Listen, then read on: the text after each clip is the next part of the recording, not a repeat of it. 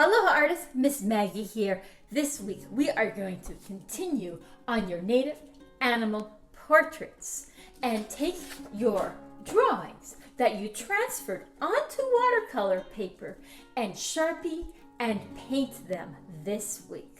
So these are the supplies that you are going to need. First of all, you are definitely going to need your drawing from last week that you transferred onto watercolor paper, the thicker textured paper that will become our finished artwork.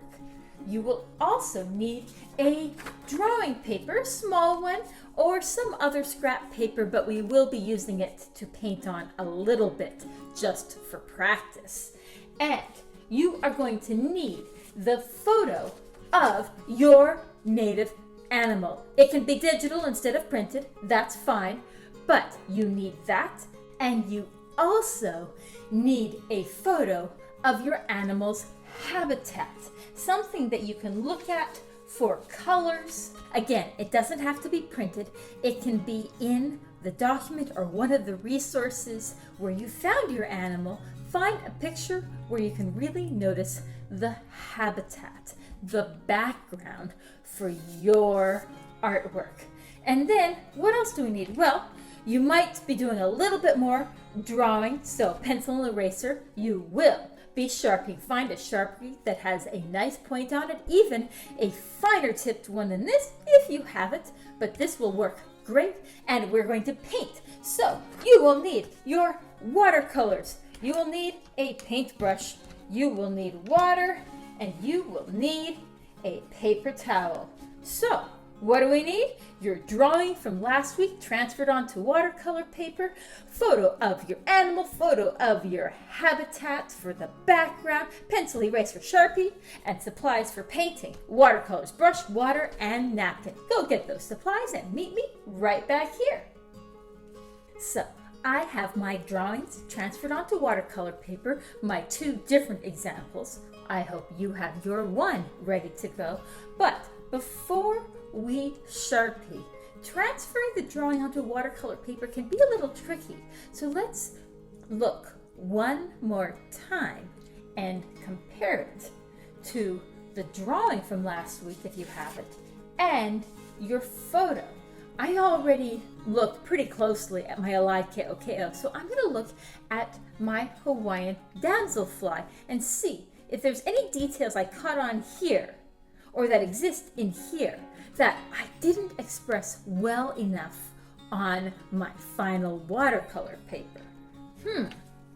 So I am looking at the main parts of the animal, such as the eyes and how they connect to the body. I see that that eye looks really good. That eye, it looks like it's a little large. So I'm gonna sneak it a tiny bit smaller.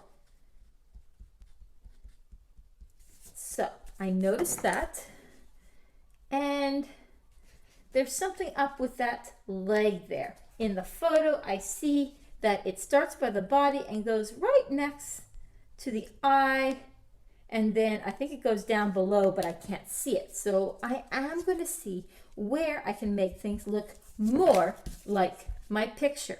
So this is finding where are things similar, where are they different? Is there a part that I expressed really well on here that when I was looking at it through the window, I just didn't pick up that detail? So one more thing is look at the tail there. Oh, that looks so much better than this one. I'm going to adjust that. So find something in your drawing that you can improve before Sharpieing.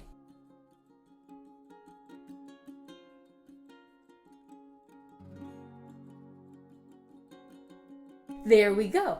I think I'm ready to Sharpie. So take that nice fine tip Sharpie, put in those details. If a detail is very small, like the lines in the wings, maybe you don't do every single one of those lines. You decide what are the most important lines to Sharpie, enough to really make this show up bold and detailed, but not so much that it just becomes a black blob. Okay, I'm gonna do mine, you do yours.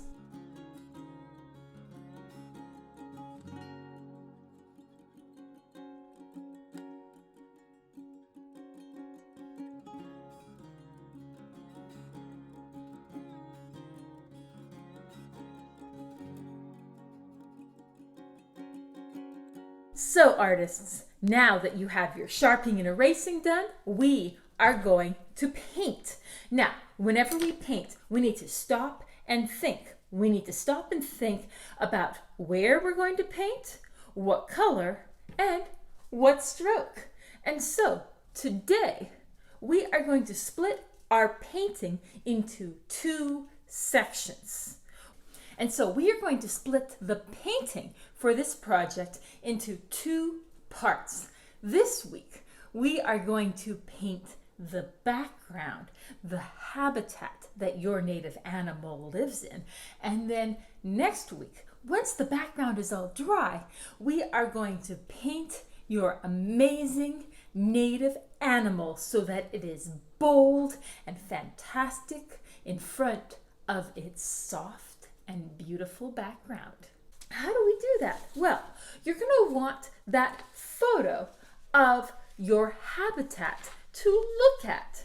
And one thing to think about is that in these pictures perhaps, but also just when you look around our island, when you look at something that's far in the distance, like Kaho'olawe on the horizon, or up at Haleakala from central Maui, its colors are not bold, they're soft. There's less detail. There's less bright brights and dark darks. And so our background, we want it to be soft. Like these details in the West Maya Mountains here are very soft. I see pinkish, orangish browns, and then greenish grays in there, and purpley grays. And these greens, well, they've got some brightness to them, but they're not as bright as these. So whatever photo you're being inspired by for your background, we are going to use soft colors. So we know that where we're going to paint, we're going to start with the background. We talked about what color, but how about more specifically, how are we going to come up with these colors? Well, get your scrap paper, your extra small drawing paper, so that we can test out some ideas. For instance, a lot of times I see students, they go, okay, I'm going to make the sky blue. They get some blue paint and they make a stroke that's really bold like that. Now, if you're looking out at the sky on a sunny day, is it that dark? I mean, maybe you're doing a nighttime, or maybe that your sky's not blue because it's sunrise or sunset, could be. But say you want a blue in your artwork. Does it absolutely have to be that blue? If it's the sky midday, it might actually be that blue plus some water. And so try this out. Make a really bold blue, and then mix some water with that blue, and then mix some more water with that blue, and then mix some more water with that blue, and more water with that blue, and more water. See how many different blues you can come up with. Now, which of those blues are the blues from the skies in these photos? I can think about that. And if I'm doing a different color, maybe I can also lighten that. Like for instance, if I have some greens, well, it's boring just to use straight that green. Always mix other colors with your greens. So if I do green plus yellow, I could have it be really bold, even though it's a light color, but I could also make lighter versions of it. And it becomes softer and farther away. Whoops, that one I put more pigment in again. And of course, I can do different greens with more yellows, more water. I can do blue greens. Ooh, that was just very light. And so then I start having so many different colors, even though they are very soft in the background. So look at your photos for inspiration for your habitat. And these might not be exactly what your background looks like, but they can still give you ideas for color. Notice the colors and look closely. So we talked about where we're doing the background. You decide what part exactly to do first. I'm going to start with the sky, clouds, mountains, and work my way forward. That's where I'm going to go. What color? I practiced some colors here, and I'm going to add some warm colors too, but very soft colors. And what stroke? Well, that's in how you use your brush, right? So, look at your brush. Give it a hug. Have it have a nice tip. And whenever we do details, we're going to touch the paper with just that tip. And you'll have as much control as if you're using a pencil. But if we're filling in a larger area, you can use the side of the brush. So today, for the background, your stroke might not be the tiniest tip with your brush standing perfectly tall. It might be your brush at an angle, so you're using more of the side. But still, pay attention to where that color is going, especially for that beak.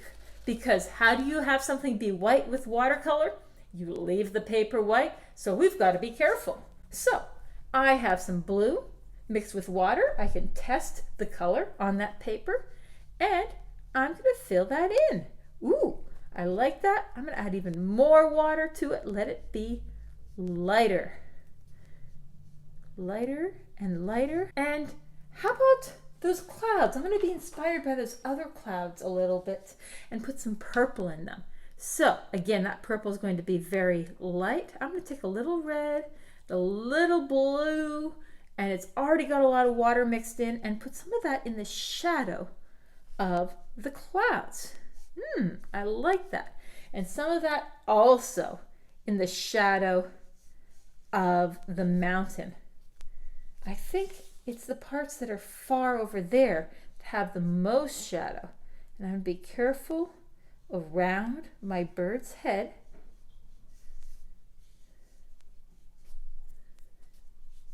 And if I put more paint on, it'll get darker. And if I want it to be lighter, put less paint on or more water. Let's see, is that all cloud up there? I have to decide. I'm going to mix a little bit more purple here, so it's like shadowy cloud and shadowy valleys. And those valleys are starting to get sort of greenish too, I think, but still dark and shadowy, blue and green, but I need it to be lighter. Remember, whatever colors we use, we're mixing them, but we're adding water to let them be soft. See how I added some blue-green to it?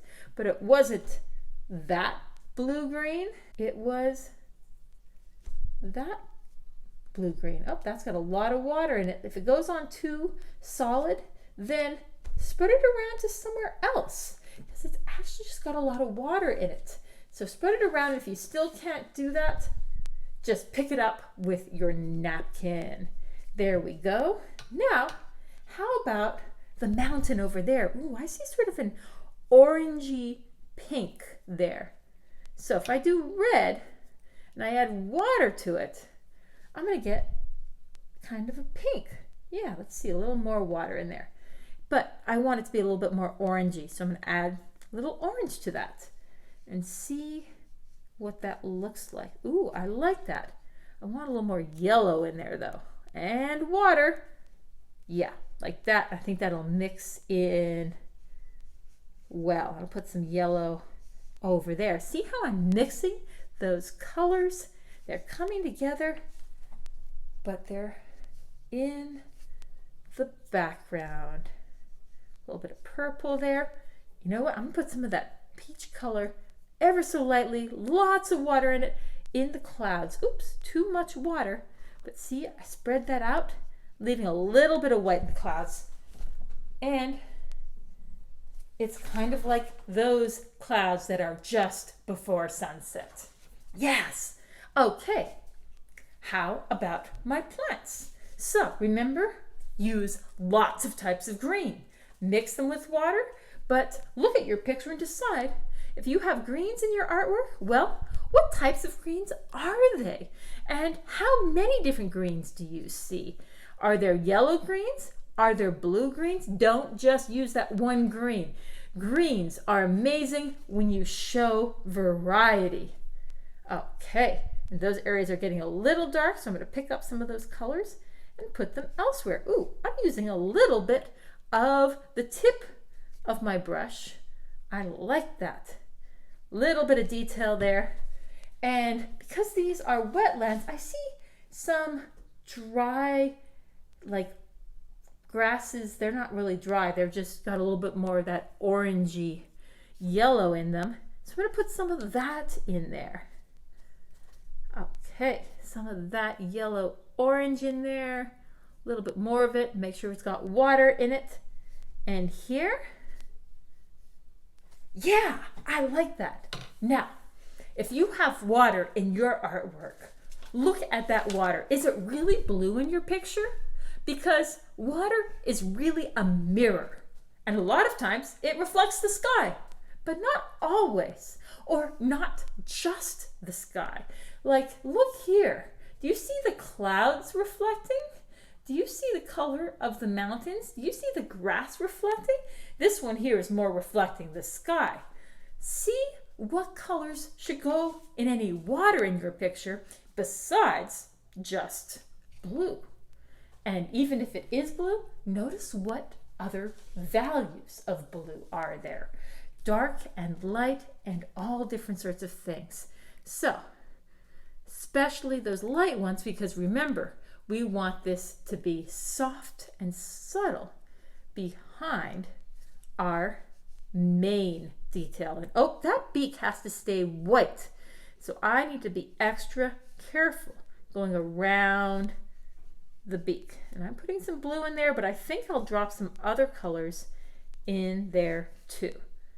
Okay, being careful around that beak, especially over here. If I had an oops, be easy to fix because the Alaikaokeo, a lot of its feathers are black or blackish, but the beak, I gotta be careful, so I'm gonna try to be careful overall. Okay, and if I wanna fill it in quickly while still being careful, have your brush at an angle. Water ripples are horizontal, so I'm thinking about what stroke. I'm using the side of my brush, but I'm keeping my brush going sideways. I'm not filling in up and down. I'm letting that paint go on there sideways. And then into there. Ooh, look how light those blues are.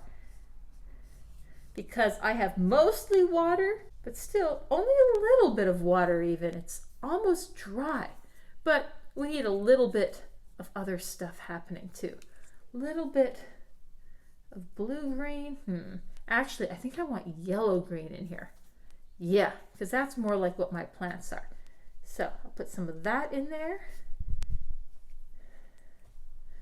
A little bit more yellow, orange in there so that it's reflecting. Sometimes the colors just bleed right in and you can be like, well, I didn't even have to paint that. The colors decided to go there anyways. So watercolor definitely has some magic, and sometimes it does what you want, sometimes it doesn't, and you gotta flow with it.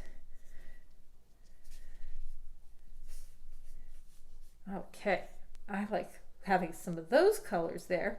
And this area is starting to be way more in the foreground, so I'm going to give it some darker colors in those ripples.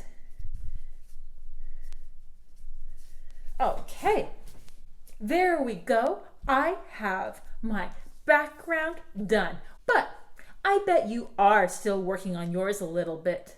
And so I'm going to actually do another demo, this one. So keep painting your background and I'll paint mine.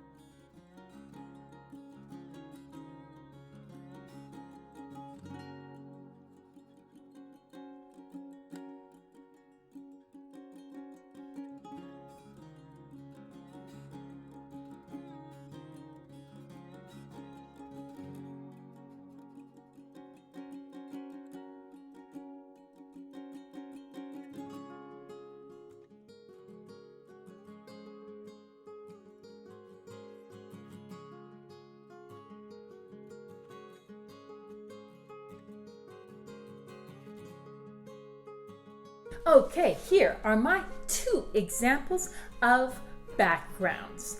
I hope that yours uses many colors that you created by mixing, and also by mixing in water so that they are soft and not too bold, so that when we paint our animals in the foreground that they pop out. And so next week, when your beautiful background is dry, is when we are going to practice the colors for our foreground and paint our native animals. So in the meanwhile, here is your reflection question. As we make our beautiful artworks, it is a good idea to stop and look again, to look at your art and ask yourself, what else? What if? And I know these pieces aren't done, but what if you could get some ideas from other people? Not ideas that you have to use, but ideas that might give you your own idea for how to make your finished artwork absolutely amazing. So, your job for your reflection question is this: to take a photo of your artwork and put it on Padlet right down below. And in the caption, write, what else? What if? And then to look and see, find someone else who posted their photo and leave them a suggestion. It might be, what if you added a little bit of warm colors to your background? What if you add a little purple to the cloud? What if when you do your native animal, you make that eye really bright so that it feels like your animal's looking at us? What if when you do the plant that goes in front of your animal, you make the plant really large so it's like your animal is peeking out from behind that native plant? You might have all sorts of ideas to share with other people. So leave those comments, those what ifs, for your classmates, and then they will leave them for you too. Especially look for anyone who doesn't have any comments. We want everyone to get some what ifs. Okay, so find Padlet right below. All you have to do is click on the plus button in the Padlet screen and open it up, and you can upload or take a photo of your painting in process, and I can't wait to see it. So once this artwork is dry, it needs to be somewhere safe because you're going to continue painting it next week. So keep it safe, keep it protected, so that we can continue making it amazing. And also, let's take care of our art supplies. We need to clean this up, and I'm going to take my brush and give it a nice hug before I'm done, and put this all away so that it is ready for next time. I can't wait till then. Okay, a hooey ho!